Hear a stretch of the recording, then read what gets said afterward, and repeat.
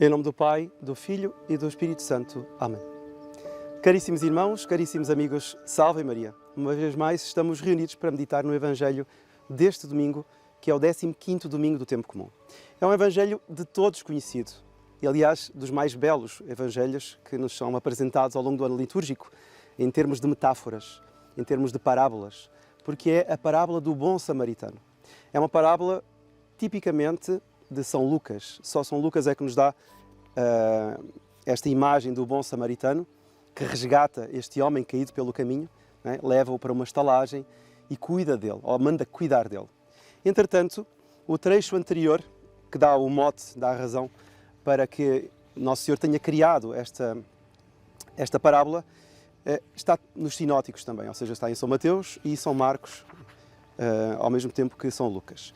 E é muito interessante porque nos mostra este Evangelho, esta figura, este homem que interpela Nosso Senhor com esta pergunta: Mestre, que hei de fazer para receber como herança a vida eterna? Então aproximou-se, ou melhor, levantou-se, diz aqui o texto, no início deste Evangelho, um doutor da lei que perguntou a Jesus para o experimentar. Então a pergunta é: que devo fazer para receber como herança a vida eterna?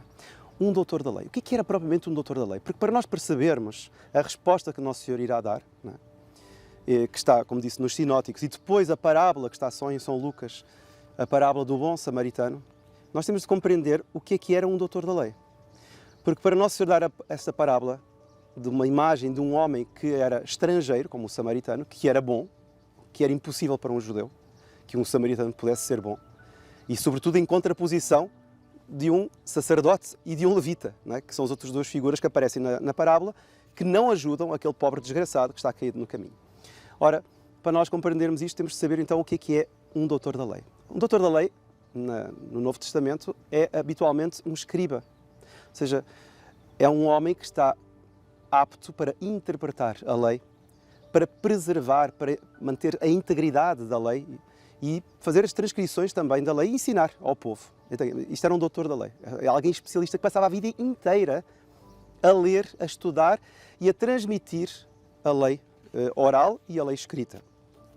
Ora, para nós compreendermos também, isto agora é um ponto muito importante, o quanto estes doutores da lei, estes escribas, que vêm já desde o tempo de Esdras, no Antigo Testamento, estes escribas que interpretavam a lei, etc., nós temos também de perceber o que o pensamento rabínico fala dos doutores da lei. Por exemplo, no Talmud, né? O Talmud, como sabemos, é uma coletânea de escritos judaicos, uma grande coletânea onde estão especificados aspectos da lei, da ética, enfim, os costumes rabínicos. E o Talmud diz às tantas sobre os doutores da lei que não há nada mais afortunado para um pai de família do que ver a sua filha casada com um doutor da lei. Ou seja, nós vemos por aí como os doutores da lei estavam entre a elite. Não é? Era a concretização de um pai ver uma filha casada com um doutor da lei. Por outro lado, vemos também um escrito já, certamente, claro, após a queda de Jerusalém, no ano 70, escrito também no Talmud que a queda de Jerusalém, a destruição de Jerusalém, deveu-se nada mais, nada menos ao pouco respeito que o povo tinha para com os doutores da lei. Então vejam, esta interpretação que é dada. O doutor da lei era uma pessoa tão importante, que a queda de Jerusalém, Jerusalém, como nós sabemos, é destruída no ano 70, não é? Pelos romanos, a queda de Jerusalém proveio da falta de respeito, da falta de consideração para com esta elite chamada doutores da lei. Isto é a interpretação dada pelos próprios judeus. Então nós vimos que o doutor da lei era alguém que estava lá no Olimpo, assim. Era o homem intocável, era o homem que estava, enfim, era quase um semideus. Não é? E de tal modo assim, que há um historiador, Schürer, um historiador alemão, que escreve sobre a história do povo judaico, que diz que se um judeu, não é, encontrasse o seu pai a precisar de necessidade e um doutor da lei a precisar também de necessidade, ele tinha a obrigação moral de ir, em primeiro lugar, cuidar do doutor da lei. O pai ficasse lá a agonizar, a sofrer o que fosse preciso. Quer dizer, o doutor da lei era alguém, nós vemos então aqui como já extravasa a própria lei natural, quer dizer, então e o quarto mandamento, não é? honrar pai e mãe. Claro, nós temos, pelo coração, pela família, que nós temos de cuidar dos nossos pais, em primeiro lugar, é o mais próximo meu, eu tive de cuidar. Não, não. Segundo o pensamento rabínico, né, bem estruturado, era o tutor da lei que devia ser, em primeiro lugar, devia ser cuidado, devia ser levado para uma estalagem, tal seria, devia ser cuidado. Bom, então nós vemos aqui, com estes 3 exemplos, o quanto os doutores da lei eram realmente socialites do seu tempo. Eram uma elite exclusiva, uma elite intocável e que evidentemente olhava de cima para baixo para o resto do povo. Mais ainda, para um estrangeiro, e um que estrangeiro, ou seja, um samaritano. E então Nosso Senhor, para entendermos então o que é que vem a seguir com a parábola, Nosso Senhor vai dizer a este homem que pergunta como deve fazer para alcançar a vida eterna. Ou seja, ele sabia perfeitamente, não é? Ele era um especialista da tradição hebraica. E Nosso Senhor vai dizer assim, o que é que está escrito na lei? Como é que lês tu? Ou seja, como é que tu lês a lei? Nós lemos a lei, eu leio, tu lês da mesma forma.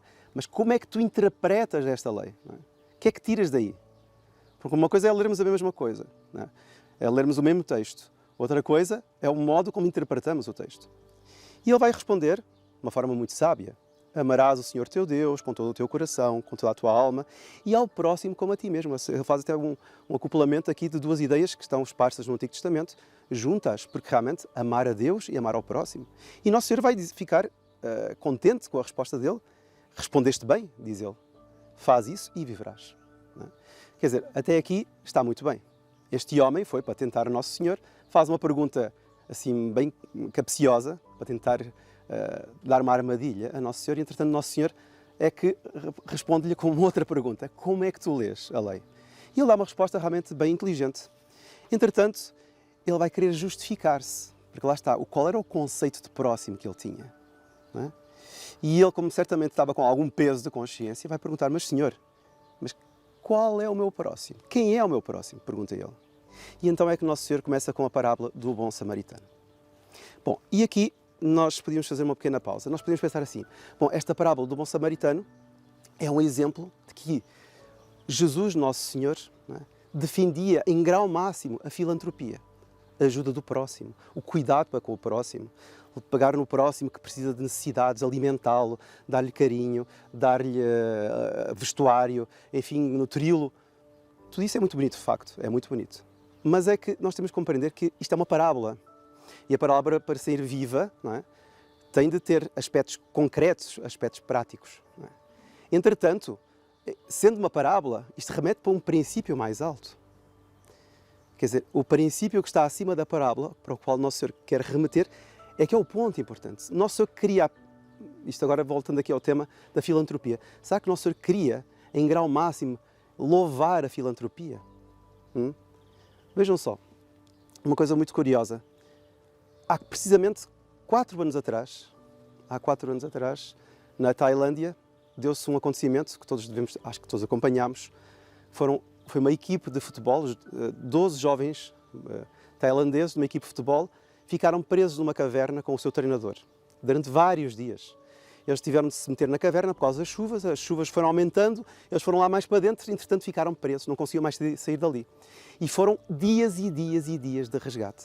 Inclusive um dos homens que se meteu por baixo da água, nas grutas e nas cavernas, acabou por morrer, não conseguiu, enfim, respirar a tempo. E no dia 10 de julho de 2018, de facto, eles foram totalmente resgatados e todos sobreviveram. Agora eu pergunto, isso de resgatar uma criança que está dentro de uma caverna, o que é isso em comparação com o que o Nosso Senhor fez? Quer dizer, isso é altamente louvável, sem dúvida. Tirar uma criança que estava até subnutrida, porque eles ficaram dias e dias ali dentro daquela gruta sem luz, sem alimento, enfim. Bom, mas o que é isso com o que o Nosso Senhor fez por nós? Porque o Nosso Senhor tirou-nos também de uma gruta. Mas a gruta da qual o Nosso Senhor nos tirou não é uma gruta debaixo da terra, não é? Com morcegos ou com escuridão apenas e gotas de água aqui sobre a cabeça. Não. A gruta da qual o Nosso Senhor nos tirou foi o inferno. Nosso Senhor resgatou-nos do inferno. Eles foram resgatados de uma gruta debaixo da terra lá na Tailândia. Nós fomos resgatados do inferno. Ou seja, o Nosso Senhor não quis simplesmente alimentar a nossa boquinha. Nosso Senhor não quis simplesmente dar-nos algum aconchego, um conforto, enfim, com roupas ou com uma alimentação saudável. Não, nosso Senhor quis salvar a nossa alma, resgatar a nossa alma das profundezas e levar a nossa alma para o céu. Então é evidente aqui que isto que o bom samaritano fez, não é? Isto que foi feito com estes jovenzinhos na Tailândia, que são de facto obras de misericórdia, não é? Cuidar dos que estão pobres, que estão no caminho, que são mendigos, e tratar deles, ou aqueles que estão encarcerados dentro de uma gruta, tratar deles. Isto é tudo muito bonito. Mas mais ainda é cuidar, resgatar aqueles que estão presos nas garras que levam para o inferno.